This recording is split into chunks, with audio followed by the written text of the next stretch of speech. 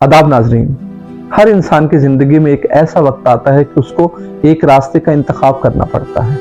एक रहमान का रास्ता होता है जबकि दूसरा शैतान का रास्ता होता है। जो शख्स रहमान का रास्ता चुन लेता है वो खुदा के यहाँ आसमानों पर चुन लिया जाता है, वो खास कर लिया जाता है, उसके काम बनते चले जाते हैं। इंसान की जिंदगी में बाज आरजुएं, बाज ख्वाहिशें, बाज तमन्नाएं शैतान और नफ्स का धोखा हुआ करती हैं, जबकि इंसान इनकी तकमील में पूरी जिंदगी लगा देता है।